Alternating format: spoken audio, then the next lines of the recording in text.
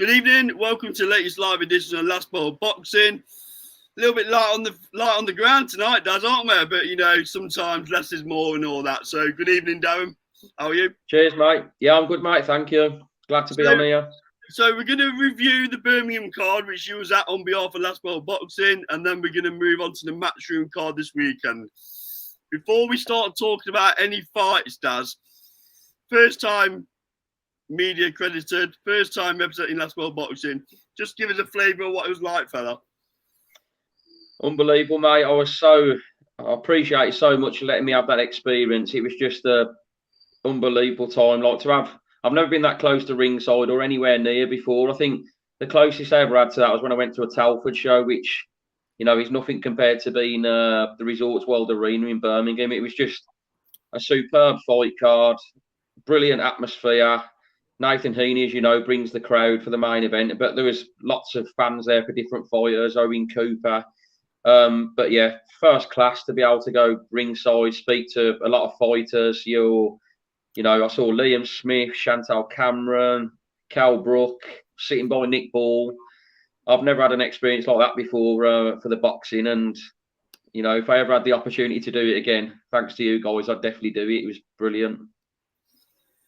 So, you're more than welcome, by the way. Happy for it. Cheers, obviously, me and Andy couldn't get there on this occasion. I consider you part of the team now, Daz, to be honest. Cheers, mate. So, Nice one. I'm sure there'll be more opportunities. Maybe a couple of interviews next time, you know, with the fighters. A bit more content. I'm sure you will.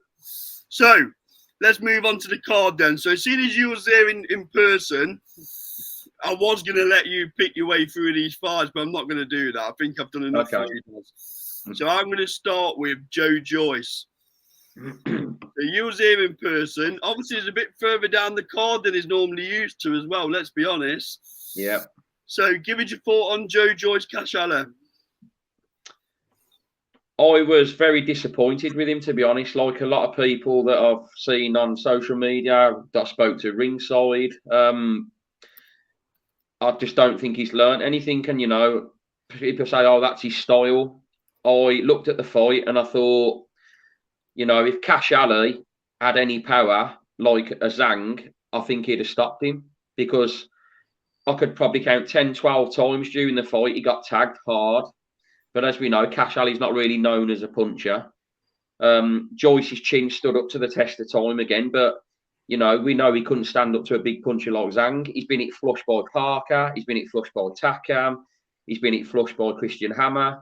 But those guys aren't really known as the big punchers. And as soon as he come up against Zhang, he was gone. And again here, same old Joe Joyce. I did think, will we see a different fighter come out after maybe he'll learn his lessons from what happened with Zhang? But for me, he didn't learn any lessons. And Cash Ali was tricky customer. I think it was Daz that said on this show last week that he thinks Cash can give him some rounds for the way he can move. I don't like giving Metcalf too much credit, but he nailed it on that prediction, didn't he? He did. He definitely did. And, he rode the shots well. He covered up well. I mean, from where I was sitting ringside, Joe Joyce, when he lands the shots, or even if he hits the gloves, you could hear the thud of the shots.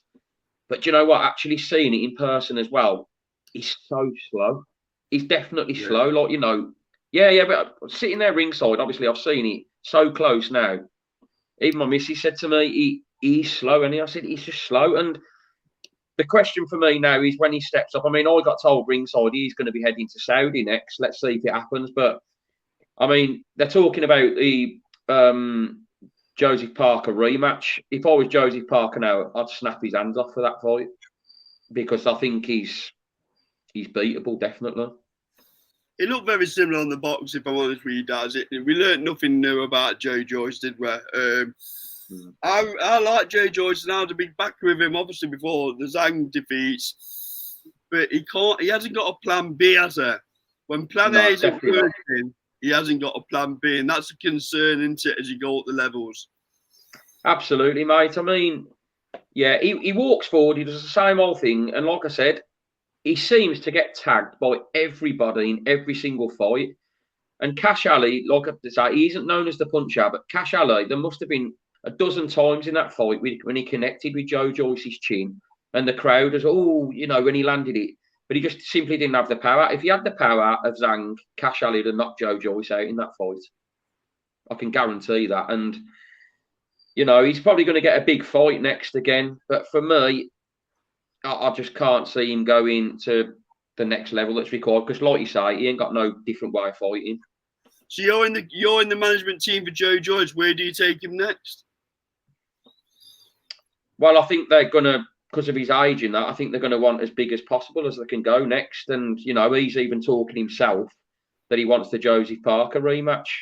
I think that's the wrong decision, the way Parker's on a roll at the minute. He's got a bit more experience with Andy Lee. Personally, for me, I think he needs to keep it a bit lower than that at the minute and try and learn. But is he going to learn? Is he going to learn? Good evening, Akan. I think you might be on mute. We can't hear you, Akan. Have you got the volume on? Oh, he's gone. Okay, so why Akan sorts that issue out. Everyone watching on Instagram, I've posted a link on the YouTube stream for you to join the show. For some reason, Instagram won't allow me to post a link. So anybody on Instagram wants to head over to YouTube, head over and you'll see the link in the comments. Thank you. So, Daz, moving on to the next one, Zach Parker. Now, this intrigued me, this fight, because I think everyone thought Zach Parker was going to blast Zuga out. How did that look ringside? Very poor again. I mean, I was expecting, I think I come on this show last week and I was saying that I think Zach Parker will make a statement in this fight. He got stung quite early, probably took a few too many shots. And for me, he was a bit negative in the fight. He just, as the rounds went on, he was just looking to win on points for me. And I just thought that was a perfect stage to make a statement against the former world champion, make us go out there and make a statement. But he didn't for me. And go on. I've got on record as saying that super middleweight division, you know, compared to past years, is really poor. Yeah. So there's not many big fights in that division, is there? You know? No, not really. And like this was his perfect opportunity to make a big statement. And I spoke to a few people at ringside, and a lot of them were saying to me they don't think Zach Parker's world level, and they don't know if he's going to get that far because, you know, he's sort of he had the John Ryder fight where it went wrong with the injury and that, and then he come back, and then he you know he had a chance here, a big card, front of the UK crowd, make a big statement here. And he sort of laboured to a points win for me. I don't think he would have beat John Ryder anyway. That's not from what I've seen Saturday, and yeah, he hasn't really stepped up a great level at the minute to suggest he would have beat John Ryder. But lacklustre. I want to keep it pacey tonight, mate. So let's go on to Dennis McCann. So obviously, again, Dennis McCann, Brad Strand. I thought Brad Strand did all right in parts of this fight. Dennis McCann won, don't get me wrong. But I think it just shows that people might need to calm down with Dennis McCann a little bit and let him learn his trade a little bit more. Yeah, I agree. I did also think that Dennis McCann possibly had a chance of stopping Brad Strand late in this fight. But, you know, you can accept that Dennis McCann's not really known as a puncher. He done a good job of what he had to do. I mean, he connected several times and hurt Brad Strand. But he's not really known as a puncher. I thought it was a decent enough performance. But for me, Dennis McCann now needs to go on and have that Baluta rematch. That's the fight for me to do next. And I think it was the first one was a very exciting fight. And I think he needs to go on and win that in the rematch now and do it in good style. I think he's going to jump in with the next person I want to talk about, though. I think they're lining up Liam Davis for him, aren't they? I mean, looking that way, yeah. A brilliant performance, wasn't it? Let's put this by Liam Davis. Oh, superb. I mean, he absolutely come firing out the blocks, didn't he? He come out blistering and unbelievable job. I mean, when you look at like Robles, what he done with Lee McGregor, and then Liam Davis comes out, you know, it just shows the levels, in all honesty. Yeah. Good evening, Harrison. How you going? Good evening, Carl. Good, thank you. Thank you for having me on. It's a pleasure to be here. No problem. So, Harrison, this is Daz, who joins us on a regular basis. Hey, Daz, mate. I'll do the virtual introduction. So we're just going through the Queensbury card from last week, Harrison. So Yeah. I'll just get your thoughts on a couple of fights that we've already covered. So we started off with Joe Joyce. What was your thought on Joyce? I think it's been a bit of a funny one for Joe Joyce in the last 12 to 18 months. And I felt a lot of sympathy for him whenever he went into the Zhang fights and came up short, seeing him going over and getting Saudi money. But then just isolating Saturday night, I thought he was incredibly flat. It took him far too long to get going. We know with Joe Joyce, he's got this tendency to be in his fights, to take punishment. He doesn't mind going forward to get one, to take one. Not a good trait, though, is it, Harrison? It's not a good trait. The problem is when you get to the elite level, especially heavyweight boxing, you just can't stand against that. And look, he got the job done eventually, and he probably deserves the criticism that he got. I thought, we're going to have to see a lot from him next time out, and I don't know. I'm a big fan of him. I just don't think. I think he might be done now at the top level. Yeah, I agree. I'm a big fan of his. I predicted big things for him, as a lot of people did before Zhang. But what I'd say is, and I mentioned to Daz, I worry he hasn't got a plan B. When plan A doesn't work, he hasn't got a plan B, has he? I think you're spot on, yeah. My worry there is for him that he has to go into his fight and he's reliant on his power, which, look, there's certain boxers who have made a living off of that, even Deontay Wilder in recent times. You know that he goes in there with that one-trick pony. The problem is I just don't think that Joe Joyce has got that as strongly as he used to, at least anyways. So maybe it's just a case that if he goes in with a different training team for his next fight, if he does decide to have a second crack at, a world title, maybe, but I don't know. I think he's in a tricky situation now. And then moving on, we talked about Zach Parker. I'm a Nottingham lad. He's only down the road in Derby. I'm not being biased. But I was disappointed in his performance. What were your thoughts? Bob, if he's a local lad, I best be careful what I say here. Again, Zach Parker's another one of the Queensbury lads that I'm a big fan of. And he's had some really good performances recently. This was, again, another flat performance, to be honest. I don't really like talking boxers down too much, but I thought that, again, he got struck down early. Look, Tyron Zouge probably got a little bit of discredit as well. He's been in there. He's won a world title. He must be, he's at some level, possibly even at a level better than Parker was.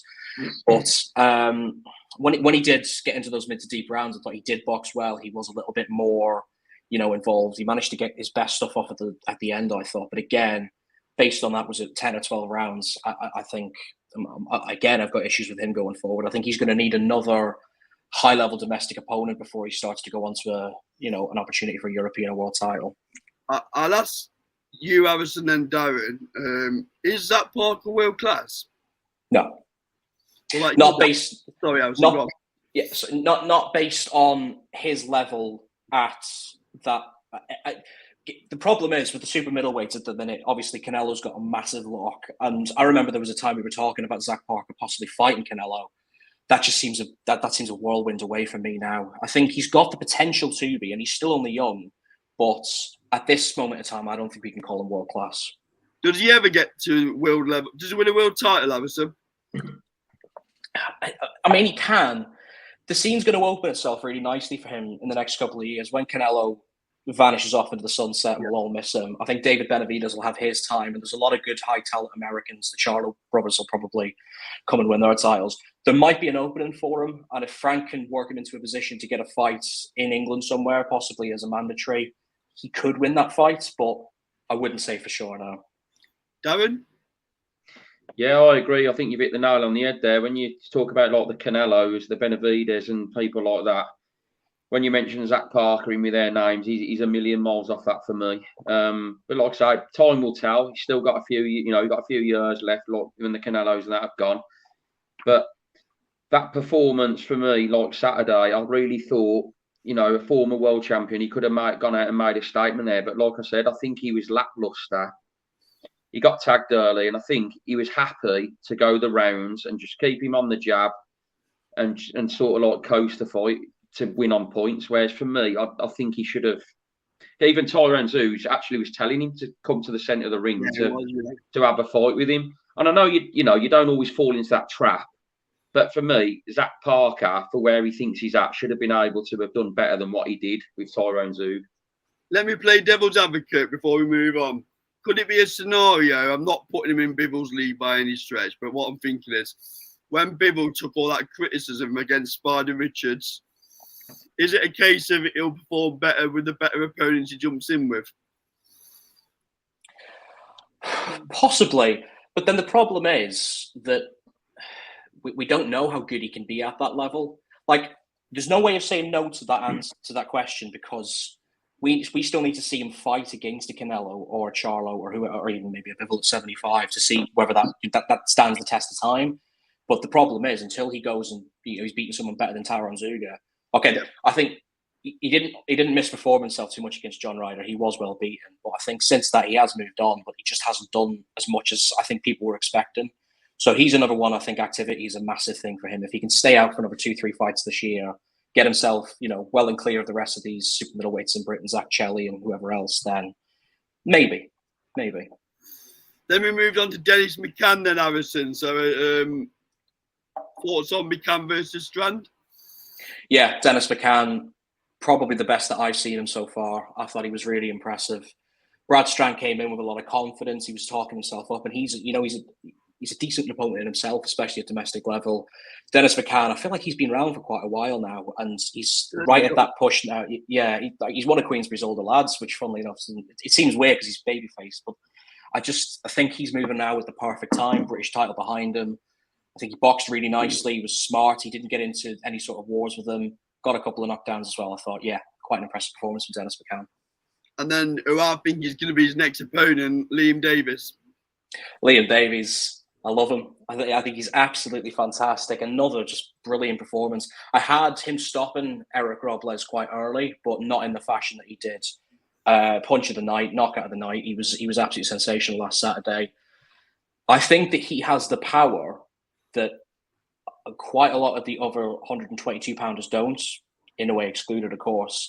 I think within the next 18 months, if he's taken along the right side, he's got this IBO world title behind him now. If he pushes himself into a few mandatories, I think he's probably one of the best that, in a way, will face in the next few years.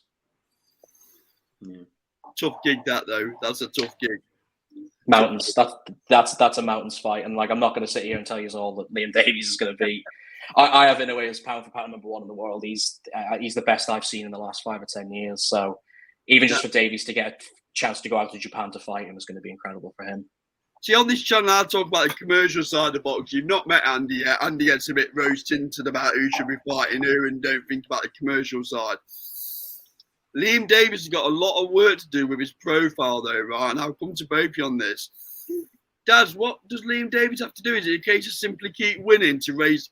Let's be honest, his profile's not massive, is it? It's not. I was going to say it's not massive, but I do think he's got a decent following. I mean, I saw that from ringside Saturday. He had a lot of support there. I can see where you're coming from, and like you said, yeah, for me, he's got to keep winning, but he needs.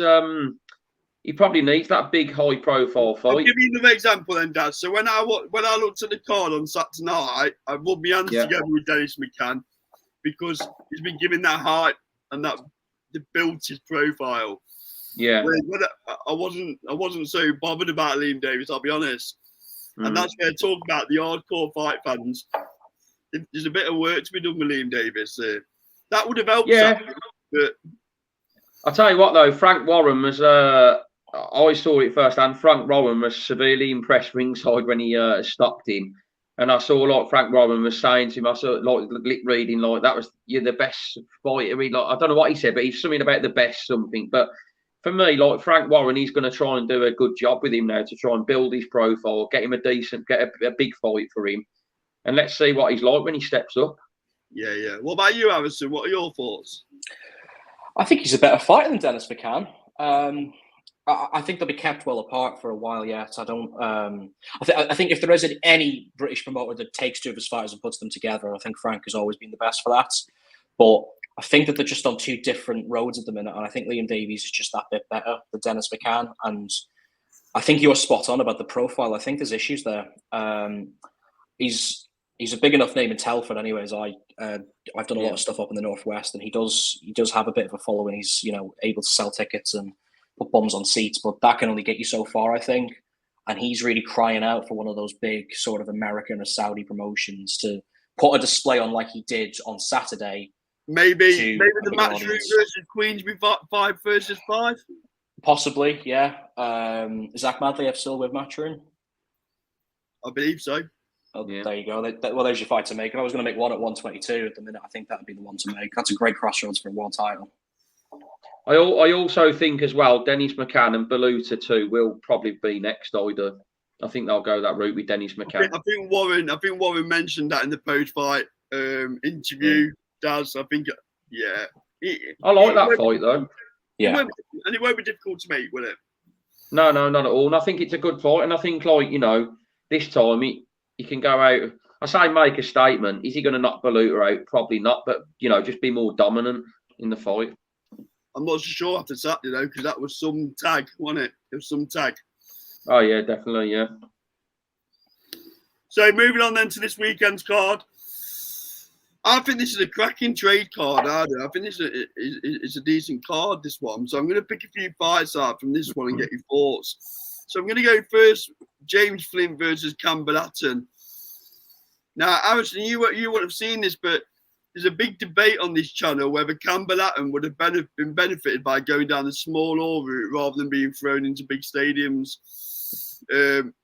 I personally think if Matchroom come calling a young kid like he was, and they're putting him on at 5:30 in the afternoon in big arenas, I don't really see the difference, to be honest. Similar opponents, and he ain't going to turn that paycheck down, is that?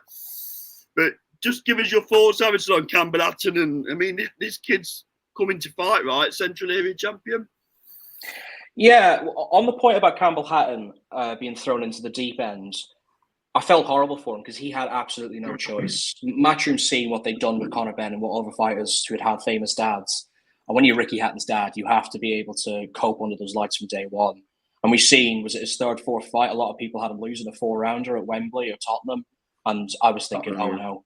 Yeah, this is him. His career might just completely go downhill now because no one's going to want to take him on. Matchroom learned their lesson really well. They started to put him on earlier on before the bell parts of the shows. He's been opening broadcasts, and he's really, really improved over the last 2-3 years since that. This is another fantastic fight, I think. Due time for him to go for a central or just an area title in general. James Flint's no pushover. You know, he's been in some solid fights himself. He's defended his belt as well. You would like to think that Campbell Hatton's probably a level or two above him, but this is where you find out just how good he is. Daz, what are your thoughts on Campbell Hatton? I think he's a bit Marmite, to be honest, with some fight fans. Some people, you know, it's a bit of a Marmite scenario going on. Yeah, I agree, and obviously he's got his profile from his dad. I was at that show at Spurs, I think it was, when he had that fight, and I thought he lost that actually. He has improved, and I do agree about the way they put him on the slots of the show. And I think this is a good fight, good test for him. As regards a prediction for the fight, I think Campbell Hatton might actually lose this on points. I do. I think he could lose this on points. I think he should be winning it because, I hope he's a level above that now, but I'm not so sure he is, you know. I've seen improvements in him, but he gets tagged. I'm not saying James Flint's a massive puncher, but he gets involved in fights. Campbell Hatton does. He gets tagged with quite a few shots and that, and I think he could lose this on points. What about your prediction, Harrison? Yeah, he's been improved, and he's hitting this area level right at the sweet spot, I think, for him moving forward with Matchroom. And was it last time out? I thought he fought Jamie Spear and Samson, and again looked improved, got him out of there right at the very end. He doesn't strike me as a massive puncher at 140 pounds. A lot of people say he's got this big liver shot. I just think it's the opposition that he's been throwing it against that has made it look good. So I think he has got a lot to learn in the power department, but I think his skills, he's got a good technical ability there. Obviously, he's learning from one of the best we ever had. So I do think he gets the job done here, but I think it'll take him the distance. I actually think Campbell will stop him. I'm going late around 9. I think Campbell Hatton's getting better and better. I'm not into all this, him throwing the body shots, him coming out to Blue Moon. I just think it adds pressure onto the kid, to be honest. I would have liked him to have gone his own way. if I'm being brutally honest. But yeah, I think Matchroom are very clever at matchmaking, so I think he'll stop him late. So the next one's an interesting one: Ishmael Davis versus Troy Williamson. So I'll come to Harrison first on this one. This could be fight of the night for me, Harrison. Give us your breakdown. Hell of a crossroads. Really like this fight. I think when they made it on paper, it looked as good as it did.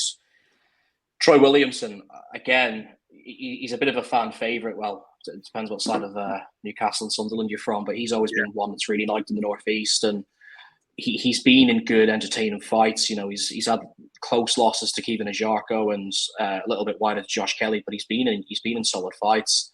Ishmael Davis, if you ever listen to the way that Eddie Hearn talks about him, my goodness, he's just he could be the next big star around the 47, 54s.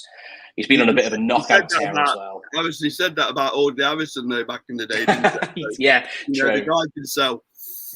You got to be careful what you take off promoters. But I do think he's been on a bit of a knockout streak recently. He's been making a name for himself up in Yorkshire and the Northeast, and I love this position for him as well. I think he gets an early stoppage here as well. To be honest, I think Troy Williamson's probably had his day.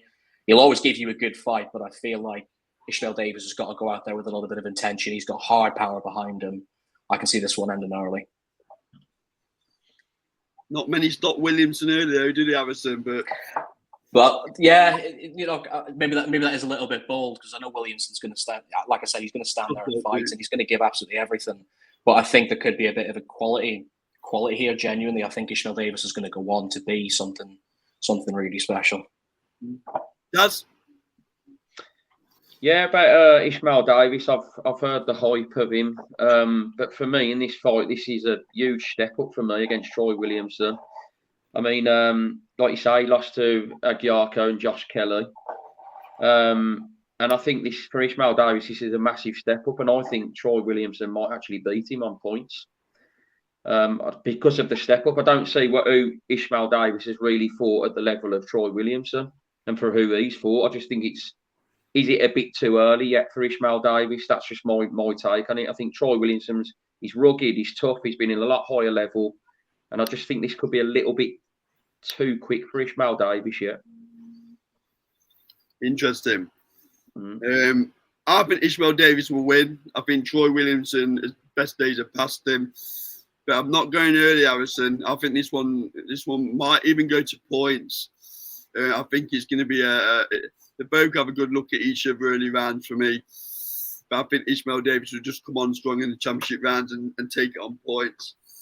Very intriguing fight, though. Very intriguing fight because Williamson can't afford many more losses, can he, if he wants to stay at the top table or in and around the top table? Yeah, definitely not. Okay, next one, Sandy Ryan versus Terry Harper. So, Daz, I'll come to you first on this one. Akan's not on here, so we no fight towards Harper. So, just Harrison, we got a guy from Sweden who joins us. Yeah. Oh, no, I know him. Yeah, so if he was on here, it would have been a very quick conversation. Could have just said Terry Harper. But Daz, give us your thoughts. I've been changing my mind so many times on this fight. Originally, my prediction was Terry Harper will win on points. Too much experience for the younger side, for the least in experience of Sandy Ryan. I know she had a good amateur career in that, but for me, I just think that looking at all different aspects now, I think the Sandy Ryan's probably going to win on points. I think she's going to have. She's younger, she's fresher. I just think she's too fresh for Terry Harper. I think Terry Harper's getting, she had a poor performance last fight. And I just think looking at it now, I think Sandy Ryan's going to be too fresh for her and win on points in a good fight. Harrison? Yeah, I'm in agreement, actually. I've got to know, I can't recall too many times that two world champions have been brought together after drawing last time out. That's definitely got to be some sort of record. But going back to Sandy Ryan's fight against Jesse McCaskill, I stayed off in the early hours for that one, and that was one of the worst robberies I'd seen in the last 12 months. I thought. I hate using that word because it is overused in boxing. People say it just for the sake of saying it, but that was a bad one. I thought Sandy Ryan was sensational, just outboxed her for 10 rounds. I barely gave McCaskill a round or two, to be honest, but she's looked markedly improved over the last couple of years. Terry Harper, again, I really don't want to discount her because she's been at this level for a long old while now. She's been in there with some of the greats. She's been in some good fights as well. I remember the Tasha Jonas fight was absolutely brilliant a couple of years back. You know you're going to get a good bit of value for money for her in Sheffield on Saturday nights. But I'll agree with Darren. I think I'm just going to side with the fresher, more consistent look. I think of Sandy Ryan. She just seems to offer a little bit more offensively. And I just think she might just be able to pull it out late. But this is going to be super close. I'm not. If someone turned around and said a draw here, I wouldn't discount that either. I just want to make a correction as well. I said younger. Sandy Ryan's not younger. Terry Harper's younger than Sandy Ryan, but I did say younger. I meant fresher, not younger. God bless Box Rep. Yeah. I was looking at thinking, I don't think she is younger actually. She doesn't look younger. Well, what I mean is, like, Terry Harper's a bit more war-torn for me than Sandy Ryan. Yeah. I've got a different take on it. I actually think that Sandy Ryan, this will be a bit of a coming-of-age fight. I'm not Terry Harper's biggest fan. Lovely lady, I've met her a few times. But inside the ring, I'm not her biggest fan. I don't think it would have helped her with a yo-yoing up and down the weights, if I'm honest with you. So I think Sandy Ryan looks fresh. She's got that bit of between the teeth, new training team as well. Obviously, wasn't quite happy with the way things were going. Nice bit of needle at the press conference today. I'm going Sandy Ryan to a one-sided fight, wide points decision. I do agree. Just quickly, I was going to say with Terry Harper, I do agree sometimes about not being the biggest fan. I think she can be a little bit negative, and some of the fights can. If like the opponent isn't willing to engage that much, I think she can drag the fights out and they can be a bit boring at times. But I think Sandy Ryan will be the one that will make this fight interesting coming forward. I'd agree there, actually. I'll just jump in. I thought that's what cost her in the Tasha Jonas fight when they ended up with a draw. I felt like there was times there where it was her fight to lose, to be honest. I thought that because of these fast-paced 2-minute rounds, which I'm a massive fan of, I hope that never changes. The issue is you have to be right on top of your game for so long. Yeah. And she was having periods in the fight where she was shutting off, and you just can't afford to do that at this level. If you see her sort of shell up for a couple of rounds, you're going to just see those points just wilt away without even noticing. And I think that's where Sandy Ryan will start to build her scorecard on Saturday. I just like Sandy Ryan's spite. I think she's got a spite when she's in the ring, and I think that'll be the undoing of Terry Harper. Yeah. So, moving top of the shop, Dalton Smith versus Jose Cepeda. So, I'll come to you first on this one. Daz, give it your opinion. Very good fight. I think it's a huge step up for Dalton Smith, but I do think, is it the sort of right time to make a statement against Cepeda? The only thing I would say, I would expect Dalton Smith to win, but I've seen a lot of people saying about they think he could get the stoppage here. I actually think Dalton Smith will win this on points. I mean, his last fight, he did get a stoppage, Dalton Smith, but he did also have 2 fights before that where he went the distance with fighters that he was expected to stop.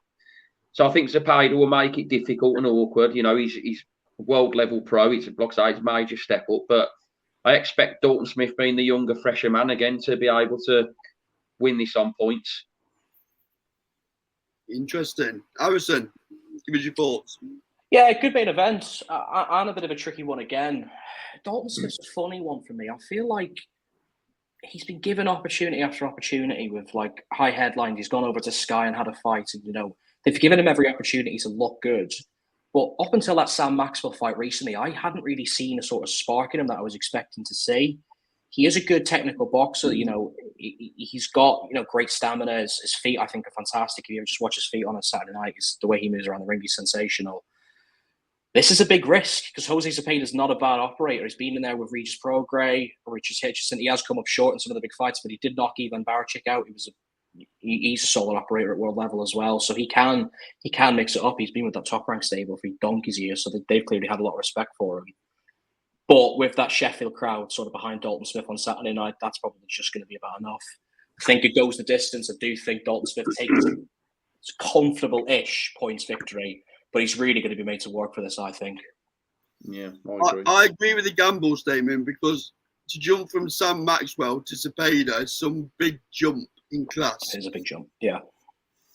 So I think Smith will take it on points, maybe even a split. I think this will be a nip and tuck fight all the way through. Well, I was just going to say, well, before the Sam Maxwell fight, he went the distance with Billy Allington and Kaisi Benjamin. You know, when you look at them points wins there, when you're going from, like you say, we went Sam Maxwell, good stoppage, good win, to jump to Cepeda is not a big ask because he should be able to win because Cepeda, like he's at the stage of his career now, you'd expect Dalton Smith to be fresher to be able to get the win, but it's a tricky one. It's a big step up. This is really. It's a very interesting fight. And just quickly, does Dalton Smith fight Adam Azim next? Harrison? Folks are looking a bit stupid over this, aren't they? I'm a lot more optimistic now than if you'd asked 6 or 12 months ago because of the way the landscape's open for these cross promotions. We've seen, obviously, Matchroom and Queensbury are best buddies now, which I've still not really got my head around. It makes me think that there is some way of Ben Shalom and Eddie getting together and making this fight happen. Look, we don't care as fight fans if it happens on Sky, DAZN, CBeebies. I couldn't care less. But ultimately, it's going to come down to a big purse bid, and I just don't want to see a sort of Wardley Clark roll around for 6 months again where we're sat there going, is it going to happen? Is it not going to happen? Hope it happens. I'm just a little bit pessimistic. I think boxing's done that to me over the last few years where I can't commit to saying, yes, this fight's going to happen because no one knows, do they? Eddie is very clever with his wording, though, isn't he? You know, he'd almost backing Shalom into a corner and saying it's stupid that you've not declared you're pulling out the fight, blah, blah, blah. So I think he's almost backing Shalom into a corner. Daz, do you think the fight will happen? I live in hope for a lot of these fights, and this is one that I do hope for. If the fight doesn't happen, I don't like you say, but Eddie Ernie's very clever of Matchroom and he knows what he's doing. But for me, if the fight doesn't happen, it's down to one promotion, that's Boxer. And we know what their history is of making fights like this. It's not brilliant, is it? But I hope to be able to see it, but who knows? I mean, I would like if it's going to happen, we do need to see it by the end of this year at least, don't we? Cool. Yeah. You know, that's when it's got to happen, really. But yeah, I'd say it's 50-50. One consensus is that you keep them apart and build both fighters to a mega fight somewhere down the track. That's another option, right? It is, yeah. And that's obviously where you make the most money. But, you know, Frank Warren did also put Groves and DeGale in together early, and fights like that have happened before and still sold. You know, Adam Azim and Dalton Smith will sell well still here. Even at the end of this year, it will sell well. But do they look at it and think, well, in a year, 2 years' time, we could sell a stadium, whatever? Maybe that's where Ben Shalom's thinking it. But it's Boxer who's going to stop this fight happening this year anyway. I think it makes a lot of sense for them to wait as well, because if you were to put that fight on now, you don't get the box office appeal or the pay-per-view from DAZN. You give it another 2 years. If Adam Azim either wins a world title or he goes close, and then they're fighting for a world title in the next 2 years, that fight's 5 times as big as it is now. There is times where you have to be a little bit fickle and patient as a boxing fan, and maybe it isn't the right time to make it now. So if we have to wait 2 years to see that fight, I'd be more than happy to, because both of them will be really improved, and you know they'll be at a closer stage, I think, in their career. So I'd love to see that fight down the line. Yeah. Okay.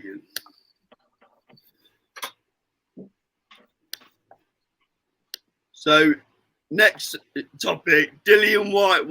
What's next? So I'll come to you first, Harrison. Obviously, Dillian Whyte fought on a card in Northern Ireland, I believe, on Sunday night. Still don't know where he is with the British Boxing Board of Control. What would you do with Dillian Whyte next? That was the weirdest fight I've ever watched in my life. The entire promotion, the entire thing. I went to when Dillian Whyte fought Jermaine Franklin at the back end of 2022, and he looked terrible then. But to have gone from Wembley Stadium to Wembley Arena to a hotel in Mayo, I have never seen the like. The downfall has just been extraordinary. What do you do with him? You've got to keep building his. But the thing is, you don't have to build up his profile and his reputation now, because Dillian Whyte's one of the most known boxers in the country, if not the world. So that side of things will take care of itself. You need to be able to put him into a production that is going to lead to the drug stuff not coming up as often. That's tricky, of course, but you have to build him in the Conor Benn lights, where he's shot off to America to stay quiet, keep busy, and build his name back up and his reputation. So you have to do a lot with Dillian Whyte. You can't fight him in the UK because it's just going to come under too much scrutiny. Don't let the British board try and monopolize the state of play for him. I think he'll go over to either America or Saudi Arabia for a couple of fights, build himself back. I was saying the challenge with Saudi is that it's the British Boxing Board controller who sanctioned their fights. Yeah, there is, but because he's not likely to go back with Matchroom now. I think there's going to be plenty of promotions in the next 12 months over there with Skills Challenge. Saudi will have to come up with their own boxing commission at some stage, so I can see fights for him happening out there that don't have to be BBBOC regulated. Even if he did go to America, I think that's probably where he will end up, going to Las Vegas or Miami, somewhere like that, to fight, because he's got to keep active now. If he's going to take this seriously, you want to be looking at 3 fights this year minimum, but it's a tricky one with him. It's a challenge with his profile, though, because not really known in the States, right? A bit of a Conor Benn effect where he could well end up fighting at 2:30 in the afternoon for UK audiences. Yeah, possibly.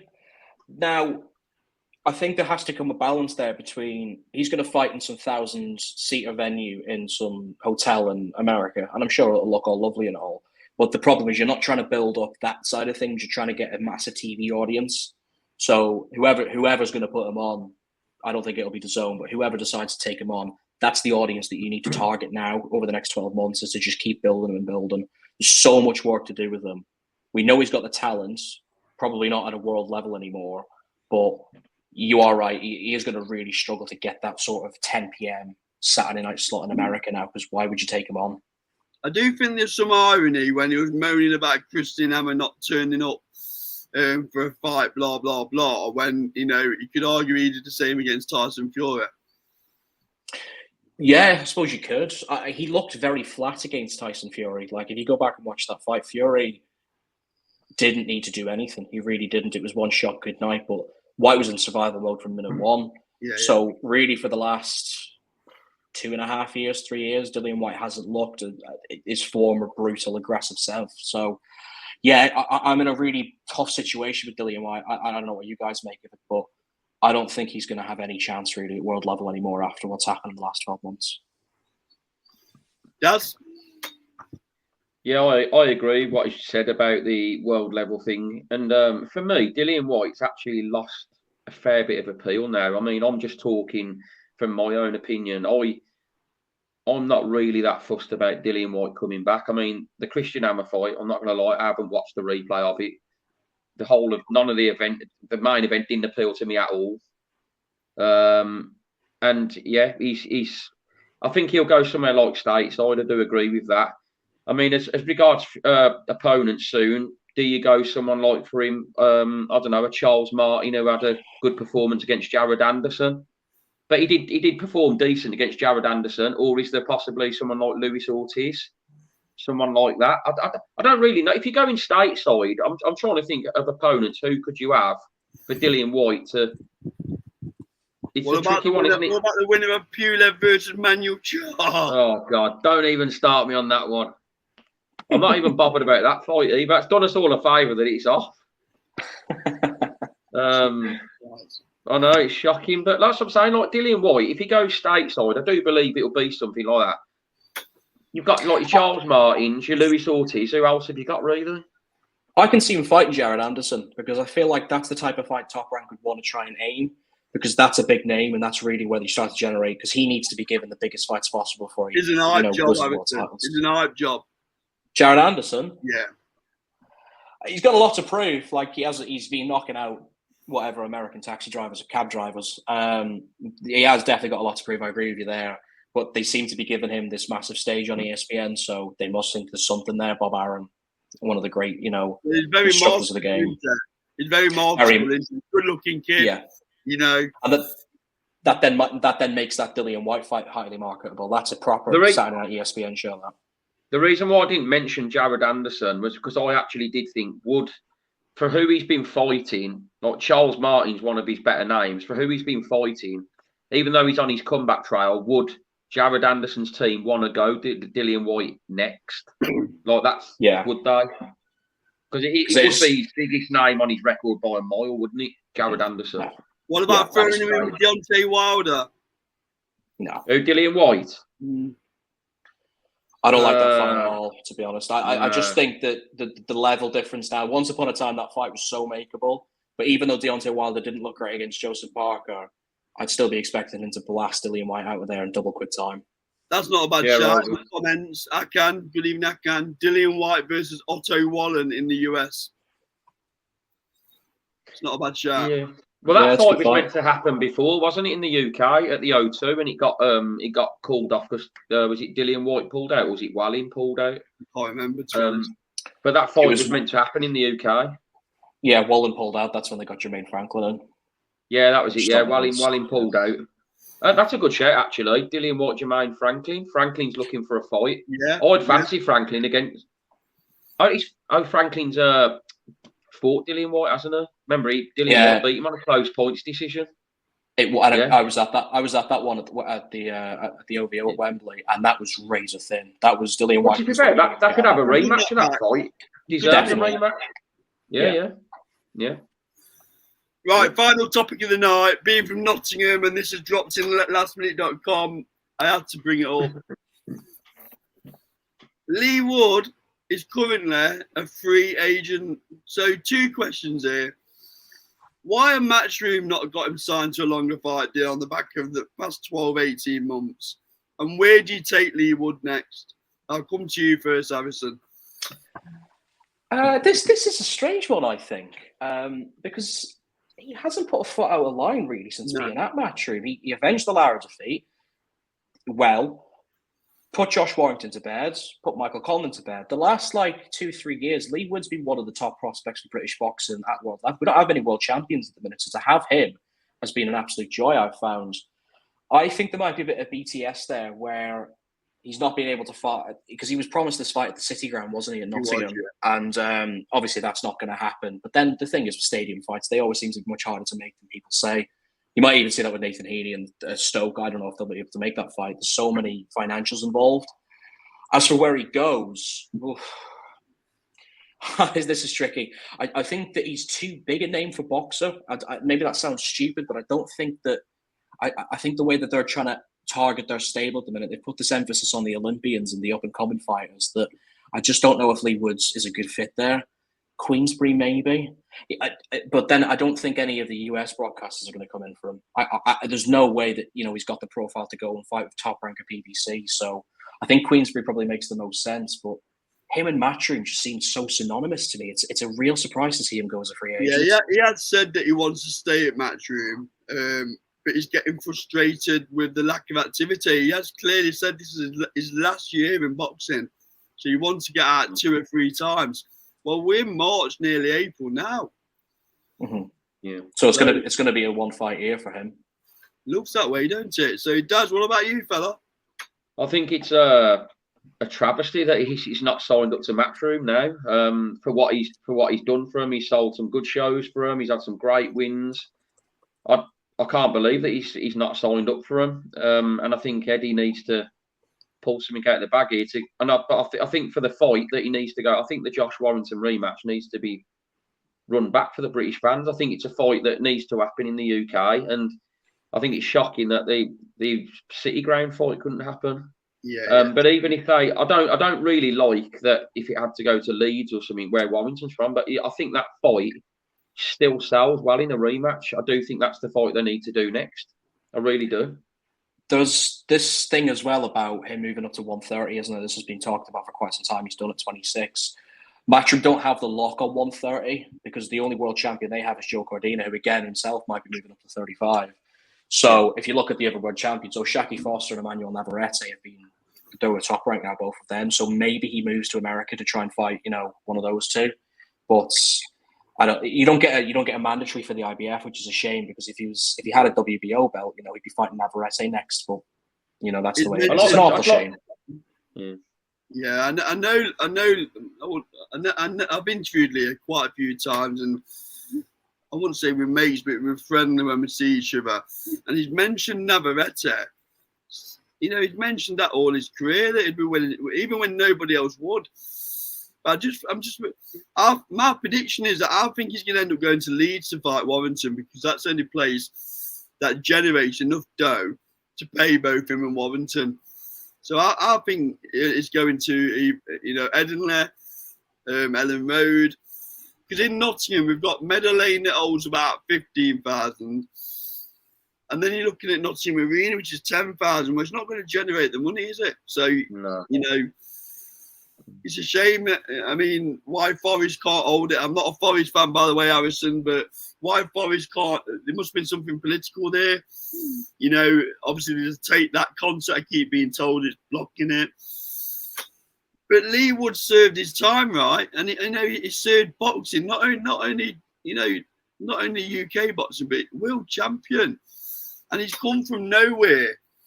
So I think Eddie Hearn's on a bit of a mission at the minute. He's similar with Ebony Bridges. There's a bit of a spat going on between Ebony Bridges and Eddie Hearn, isn't there? About some of the offers that have been put to Ebony Bridges, she's described as being underpaid. And she's talking about fighting some YouTuber now, I believe. Yeah. So Matchroom's moving forward and giving a little bit more brutal regarding the purses that they're going to pay. I don't know. Well, the arena where Taylor and Catwell's fighting. That's Leeds. Yeah. That holds about 16,000. So do you think that'd be an arena that could do it in Leeds? Possibly. Yeah. Yeah. But if you're going to take it there, though, you may as well go. You may as well doing it. We're coming towards summer. Why would you not do an outdoor event? Yeah, I agree. Yeah, I agree. It feels a bit unfair on Lee Wood having a go. He won't be open defending champion, but he's the bigger name and he beat Warrington. It feels bad that he has to go to Warrington's back garden, and you know what Leeds is going to be like. That place is going to be absolutely bouncing if those two get it on again. Yeah, I agree. Yeah, probably it feels like a neutral venue type fight that to me. But like you said, if Warrington's with Matchroom still and Wood isn't, then yeah, there's a good chance that'll end up at the first direct, whatever it's called. I'm sure the paycheck will soften the blow, though, Harrison. For Lee Wood. Will he get paid a massive amount for that fight? I would have thought so. I think he's given a number. I think he's given Matchroom a number that they've got to hit to get him back in the ring. Is my understanding. Well, my issue then is that if he's split with Matchroom, then he's probably done that on the fact they can't deliver that number. I'd suggest so, yeah. And that obviously means he's not going to get that fight. So you may actually have to be looking at him going over to America to fight. Well, he had it put in, and this is public domain, nothing Lee's told me confidence. It was in the Matchroom contract regarding his extension to his fight contract. It must include a fight at the City Ground, or the contract's nil and void. So I'd suggest that's what probably happened, allegedly. So I worry a bit for Lee because, like I say, he's not getting no younger, and it's just about what he deserves, right? He's put a lot in over the last 2 years and earned Matchroom a lot of money. No doubt he would have earned a lot of money as well, don't get me wrong, but you can't help but look around other parts of boxing and feel like he's being treated a bit meanly, right? I think so. Yeah, I agree, So, Harrison, we'll finish this show off today with your little trip today to, obviously, Queensbury. So, we had Daz, we had you at the show last Saturday. Harrison went along to was it the weigh-in today, Harrison? Yeah, they had the weigh-in today at the White Hotel for this Chris Bork York Hall show tomorrow. I always feel strange going to a weigh-in on a Thursday, but yeah, nice one. So, looks like a half-decent trade card, to be honest. Looks like it's giving some good tear-ups on it. It's a good progressive fight for a lot of these Queensbury fighters now, I think, that could really give themselves a platform to progress and springboard. Obviously, Chris Bork at the top of the house against Ashley Lane. You'd expect him to just go blast through him and claim his British title. But then two of the fights I was looking at the bottom of the card, which I'm quite interested in. We've got Moses Town as 8th Oughton as well. Absolute knockout machine, but he's looked a little bit flat in the last couple of fights. So I think he's back in there to really cement his place as one of the big British heavyweight prospects. Willie Hutchinson's fight defending his international title as well. I've been really impressed with him. He had a big following from Scotland down actually today at the weigh-in, so I'm sure there's going to be plenty at York Hall tomorrow. It's a solid card. I think there's a lot of good chances for a lot of these prospects to really springboard themselves now in the next 12 months. Was Uncle Frank there today? No appearance from Uncle Frank. I think George was there. It was quite a small enclosed. It was. I've been to the Hyatt Hotel a couple of times. Queensbury somehow managed to find the smallest room to fit a media weigh into. There was about like 16 square feet between the stage and the back camera, so you were just kind of stood there on the side doing what you could. But no, it was really nice to be back at the weigh-ins. It's been quite some time since I've been out of going to the shows. I do a lot of stuff from home, so yeah, it was really good to see some familiar faces there as well. Brilliant. Okay, well, Harrison, debut on Last Bell Boxing. Great performance. Thank you very much for joining, fella. Thank you. No, pleasure to be on. Live every Thursday, 7 p.m. Normally there's a few more of us. The others are a bit wacky, aren't they, Dad? We're the normal ones, aren't we? Yeah, definitely, yeah. You'll get to meet them next time when we're on. Dad, thanks for joining, fella. I'm glad you enjoyed the card last week. Yeah, massively appreciate that. Cheers, thank you. No worries. Like I say, just good to support fight fans, and it helps the channel with the content, so it's all good. So this has been Last Bell Boxing, sponsored by LW Lifting Limited and SC Travel, and our hydration partner HI2O Water. We'll be live again next Thursday, 7 p.m. with everybody back in the room. Adios.